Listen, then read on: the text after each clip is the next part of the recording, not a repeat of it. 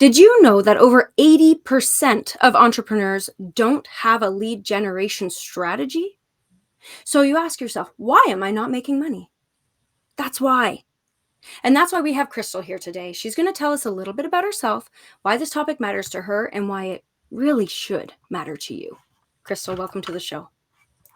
Thank you so much for having me, Shauna. Hi, everyone. I'm Krystal Vernee, and I'm a serial entrepreneur, speaker, author, business coach, and a brand strategist. And I teach entrepreneurs how to create consistent income. So within that 90-day time span, 10K plus months, through monetizing their expertise. Beautiful. So, I know why, based on what you just said, lead generation matters to you. But let's dive into that a little bit more. Why don't you tell everybody why lead gen is such a huge focus for you and what you do?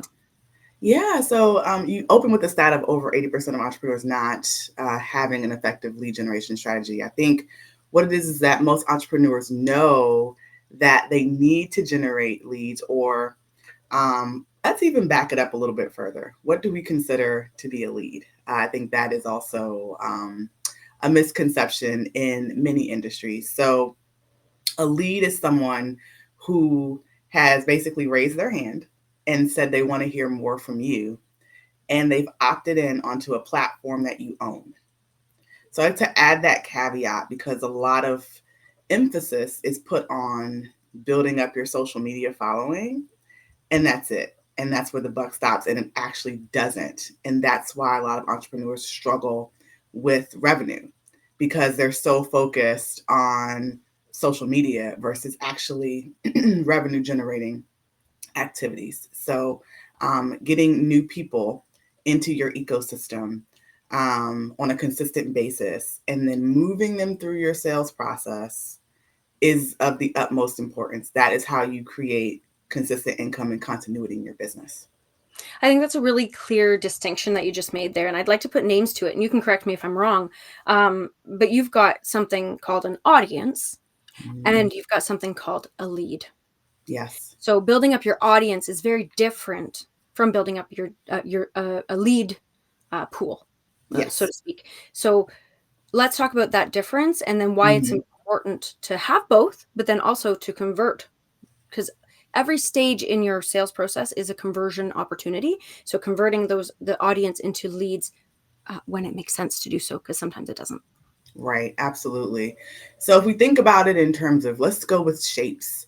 So if your audience is a big circle, right, the people that you have identified that you would like to sell your product or your service to, your audience is going to be a larger circle. Within that circle are going to be your pool of leads, and that's the first distinction, the first conversion. People We want people to pay us with their information first before they pay us with their money, because that means there's some interest in what we have to offer. So if that person says, hey, I'm joining Shauna's email list, or I'm gonna, join her text list, or what have you, or even maybe make a entry level purchase just to see what her product or service is more about, I'm interested. And so then that for me is really when the sales process begins. So that's the first conversion. And you want to move them along different points. Usually, most entrepreneurs have a premium product, a primary offer, a hero product. So this is going to be the ultimate action that you want your ideal clients to take. This is where you're driving them to. And so all roads should lead to that premium product. Not everybody's going to be a great fit, but that's where you're driving them to. And I know I started with a circle, but that's really the basis behind your like sales funnel. What a sales funnel looks like. Still circular, right? Wide at the top, but narrow at the bottom. So less people are going to make it out of the bottom of the funnel. Less people are going to be inside your circle that actually make a purchase. And so that's what that looks like. Absolutely. Yeah, that and it makes so much sense, right? Because you want to be able to pre-qualify the people who ultimately get your hero product or service. You want to Mm-hmm. make sure that they're the greatest fit, that you can actually provide them with the transformation they are seeking. And you want them to have raised their hand, saying yes enough times for them to be serious about taking the journey that will lead them through that transformation. I'm a pretty big advocate of the story brand model. And so in that idea, you're looking at this is their like MO, right? The client is the hero of their own story, not you. Mm-hmm.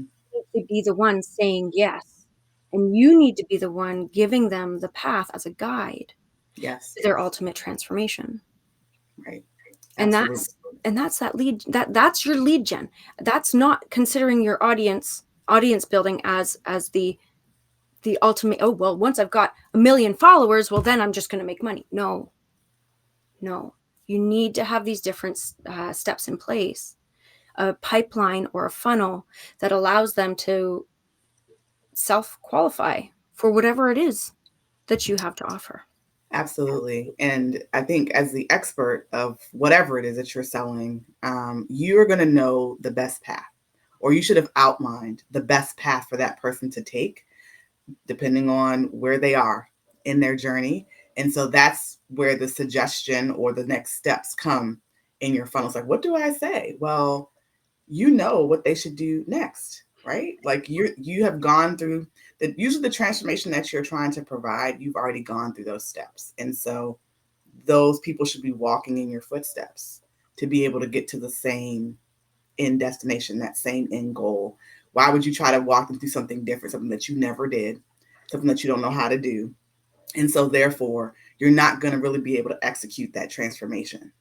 So making sure that you have outlined the optimal or the best path to achieve the best results is going to be critical, not only in you actually being able to convert at every level, but also for your client's satisfaction and retention. Oh, all of those are powerful words. Powerful. And I want to go back to you saying converting at every section, because we see a lot of people who have a pipeline. Mm-hmm. But one of the things that I like to say when I'm talking to somebody about their pipeline, their sales pipeline or sales funnel, however you'd like to term, I like to say we need to audit it or take a closer look at it to find any clogs or gaps. Mm-hmm. And in order to do that, some people like the visual is really easy for people. This is why I say clogs and gaps, right? Clogs are typically when you're over nurturing and they're not able, because you haven't provided them with the options to move forward. Yep. Gaps is when you've sold too soon, when you've Yep. asked for a conversion too soon. And so they can't make the leap with you. And so we want to make sure that we're making the right choices. But how do you know? How do you know there's a clog or a gap? How do you know how to fix it? Well, that's where, for some of us, we don't like this word. It's a bad word, but it's actually really helpful. It starts with an M. Math. That's where that comes in. And you know all about that because this is your thing. Yeah. So I have something called lead generation math that I like to go over with my clients. And it's usually, there's always the groan. Like, what? I thought I left that behind. As an entrepreneur, math never leaves you. But for lead generation math, understanding it is critical. And I even say understanding it for your own business is even more critical. So Right.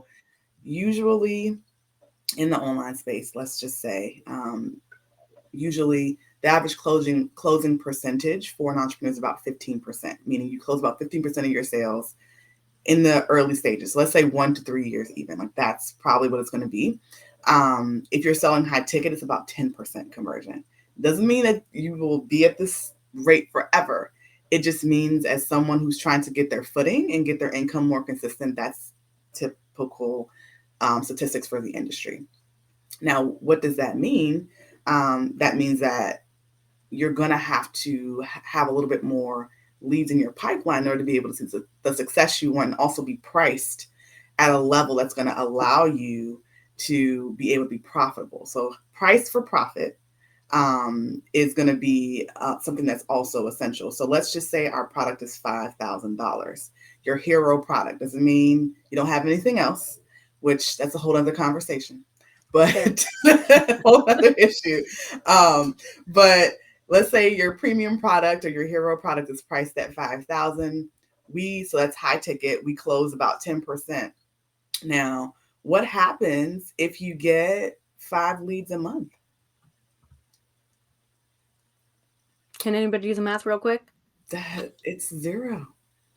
It's point something clients, and we can't have point something of a client. So we got 0.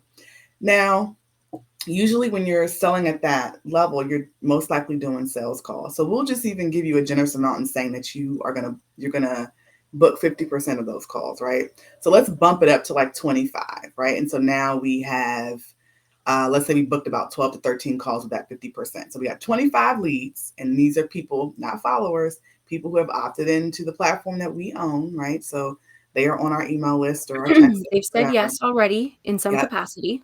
We got them on a sales call. And so now we do our 10% on that. That's like 1 point something clients. Some people round up, I round down. So you have 1 client, 5,000, right? You've made some money this month. Okay, great. What happens when we bump our number of leads up to 50, right? So we go bump up to 50 and we do 50% of those sales calls. That's like about 25 calls, right? We close 3.75 clients and we get 3 clients, and now we're at the 15K mark. So the moral of the story is that the more qualified leads you can get into your pipeline, the better your chances of actually closing or converting those leads into clients and producing income. But if you're only getting 3 less, leads a month, you're not even giving yourself the opportunity to be able to be profitable. Right. So I think that's something to think about, where entrepreneurs don't set themselves up for success in the beginning with that, because they're like, oh, just talk to some people, and you don't know how many people you need to see. So that way you could even structure what you're doing to facilitate that, to facilitate getting more leads in your pipeline. So absolutely, especially in that 1 to 3 year, like the thing that I'm always preaching is talk to people. Yeah. Talk to people. The next step, talk to specific people.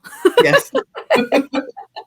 Right. You always have to have a purpose for talking to people. Like just hopping on a coffee chat is fine. Yeah.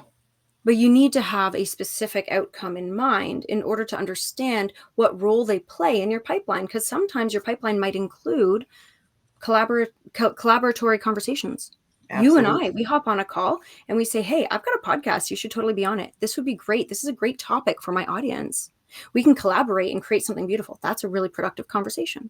Absolutely. You've got somebody who also maybe they have a platform for you to speak on. Great conversation. Yes. Maybe they're actually a really great lead. Ooh, that's nice. That's spicy. That conversation turns into a sales call real quick. If you're wise about it, if you understand the sales process. Exactly. And if you have systems that support that, because having that many calls can very quickly lead to burnout. Yes. If you're also doing all of the rest of the things. Yes. And anyone who's been around me for long enough knows that I am very staunch advocate for mental health, and burnout is a really big problem for entrepreneurs, for everybody in today's age, but for entrepreneurs who are carrying so many things, who are juggling so many things.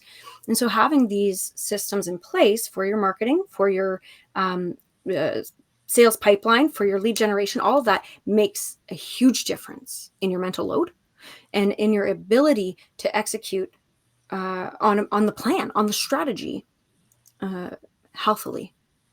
So yes. I need to ask you, as the lead gen expert, what kind of systems make sense for entrepreneurs within the first 1 to 3 to maybe even 5 years of exploring what it looks like to generate leads? What are the best systems for them to invest in? And when I say invest, I mean time, money, and energy. Yeah. In order for them to streamline the process. Yeah, it's a great question. And I have a tech background. So I'm an engineer. That's what my degree is in.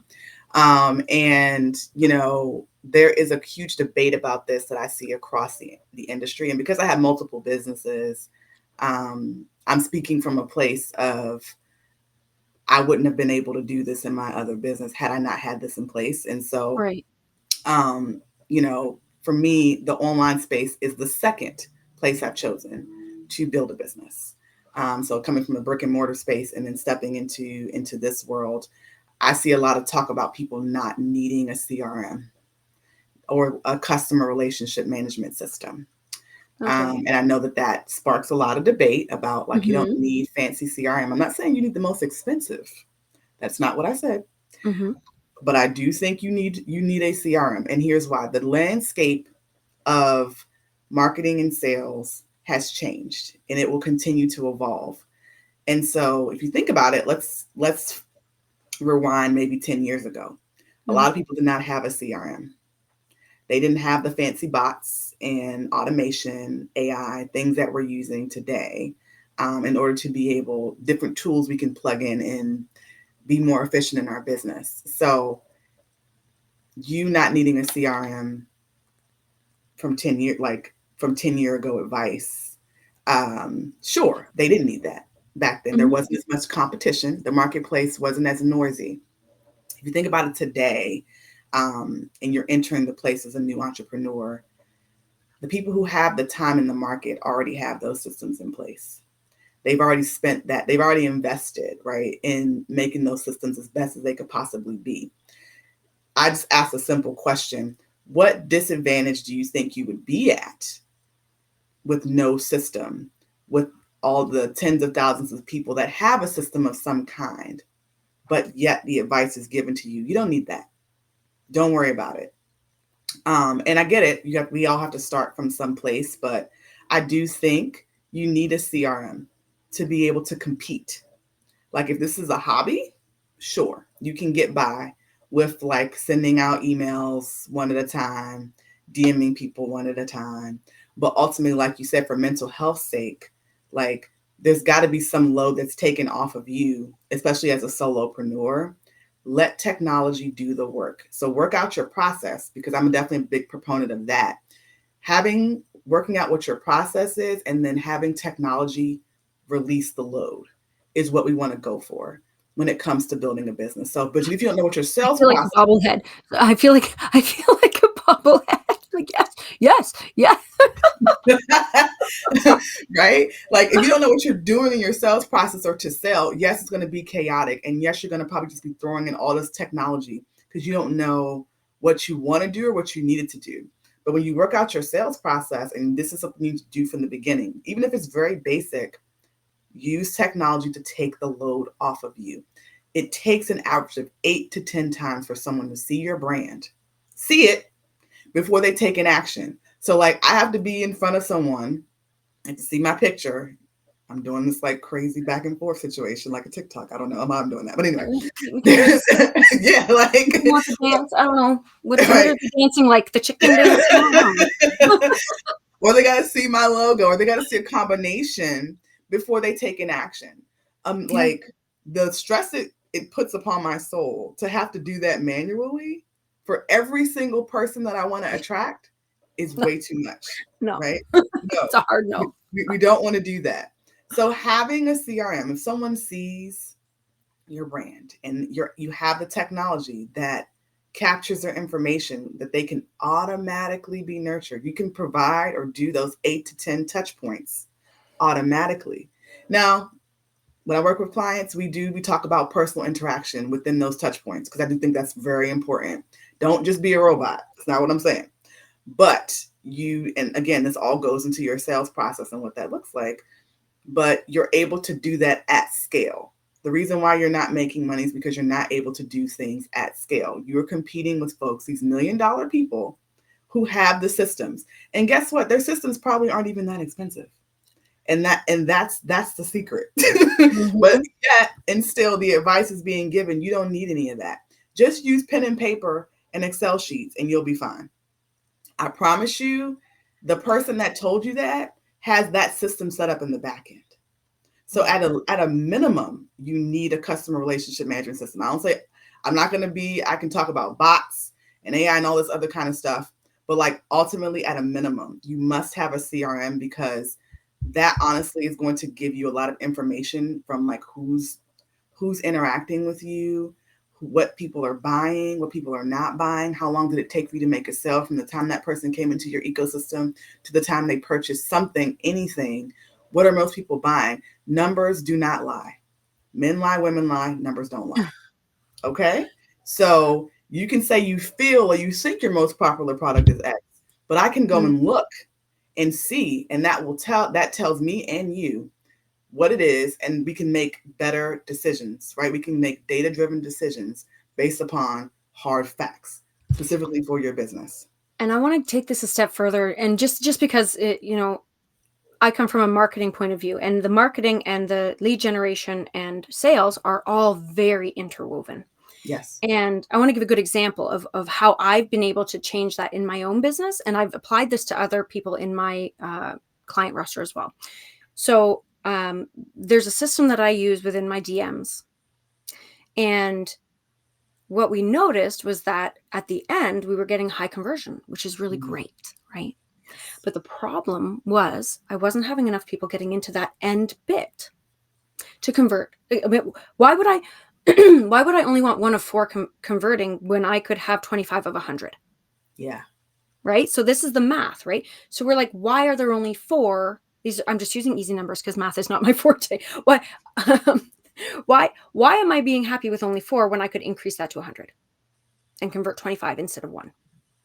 So we reverse. Okay, well, that's doing good. Well, that's doing good. Those percentages are great. That number's awesome. I love, whoa. First step. And this is a true story, everyone. I want you to understand this is the true story. The first step, initial DM, was only getting a response rate of 3 to 5%, which is pathetic. Like, that's a really shitty response rate. So I was like, okay, well, obviously there's a problem here. And I review my analytics weekly, if not bi-weekly, if I miss a week, whatever. But like, I review it. I take a look because you don't want to be too involved, but you also don't want to be too standoff. It's a balance. I tweaked it, pulled a bunch of strings, tweaked some ways that I wanted to approach my initial messages. And all of a sudden I'm at 25%. That's a substantial increase. Now I want to get it higher, obviously, but this is within the span of a month. I went from 3 to 5% response rate to 25% response rate. Now, those 4 people, no, it's not 100 yet. Yeah. But now it's like 40, 45. Yeah. That's a significant difference. The math matters. I hate saying that. The math matters. So much in your sales pipeline, in your marketing, and all the things that you're doing. If you hear people saying KPIs, data, analytics, they matter. Yes. If you're not tracking that, please start tracking that. Use a CRM to do some of the behind the scenes stuff. There are CRMs out there that are free. There are tools that are free that can be used as CRMs that aren't marketed as CRMs. Talk to someone like Krystal to find out what that is. Now, that said, there's something I know. I mean, we've covered so much. It's kind of, I'm excited. I'm now pumped. I want to go look at my numbers. But there's got to be something I haven't asked you that you want to share with the world. So I'm going to give you the chance to do that. But before you do that, you think about that, because I know that sometimes it can be like, what the hell am I going to share with the world? No, Krystal's an expert. She's got it covered. I want to let you guys know that this type of conversation here, the conversation that takes you from point A to point B in your business in a way that is very meaningful and effective for growth, it happens every week. Okay? Subscribe. Join the conversation. Send us a message. Comment. We're here. We're not going anywhere. And we want to help. So join the conversation, ask questions, give us your own tips and tricks, and always look for the next video that's coming out, because, like I say, every week. And you can get a notification. So systematize your stuff.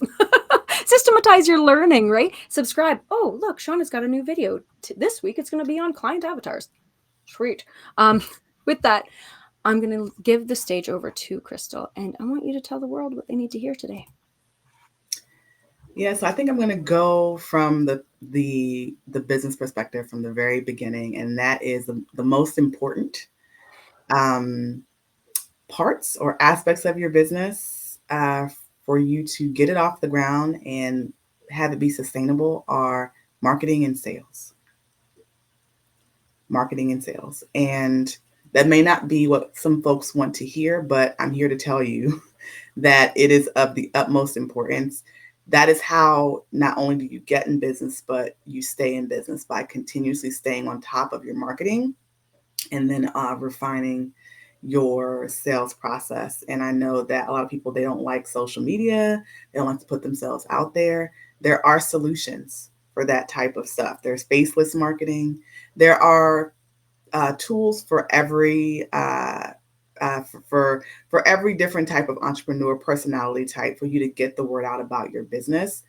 And don't be afraid to try new things. As a matter of fact, I think you should.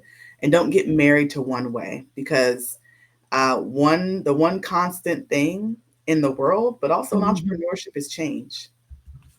And so what works today might not work tomorrow. And it's important for you to always have a plan B. And that might just be the project manager in me, the engineer in me, but like usually I have a plan B, C, D, E, and F. But usually at least three solutions all at one time, because I know that at any time a certain strategy could stop working. And so I might need to pivot. And so I just want to reiterate and emphasize that the most important piece of your business, or the foundation, really is marketing and sales, and everything else kind of sprouts up from there. Because if you do not exchange goods and services for currency, then by definition you don't have a business. And yeah, it's one of the fundamental things that I go over with my clients, in that we have to figure out the strategies that work for you, for what you're doing. And it's never a one size fits all. And I want to make that clear. It's not just one strategy that's going to be out there that's going to be the thing. It's usually a compilation of knowledge that you've tweaked to fit what it is that you're doing, your industry, your niche, your business, and the problem that you can solve. And the way that I typically help folks do that, or one of the ways, is teaching them, like I said before, about being profitable without focusing so much on growing your social media following. And so we have, or I'm providing you guys with the how to earn 4 figures in 30 days with less than 1,000 followers, because you don't need a huge social media following to be profitable online. You just need to know who your target audience is and have a product or service that speaks to them, aka an irresistible offer for them.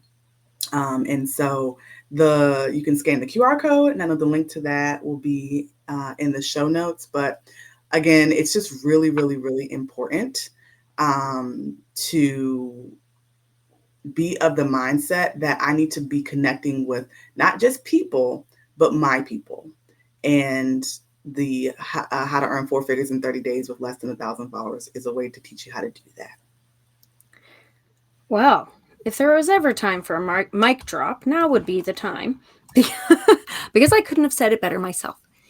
I will add, and this is an addition, so do not, like, if you haven't been taking notes, rewatch this, take notes. Like, I'm not even joking. Like, this has been like almost a training session. And I highly advise you to revisit this, take notes, revisit it again, because there's always going to be some new thing that comes out. And the only thing that I'm going to add is the concept of following the invisible hand. This can apply to a lot of different things in marketing and sales. And that can be your client base and what they might be enjoying one step to the next, understanding that the only constant is change. And then the following the invisible hand can also be just this idea of thinking about trends in your own niche as well, and just understanding that you are going to have to be adaptable. You are going to have to understand your numbers. And when you see dips, little dips are fine. That's fine. That's normal. You're going to get a little bit of this, and you can respond and react in effective ways. But if you see like a solid dip, or if you see a trajectory, and this is math, right? Little dips, but on the upward, no problem. Little dips, but then they start going like this, that's a problem. So, right, we want to make sure that we're understanding what that means, and we're able to respond adaptively.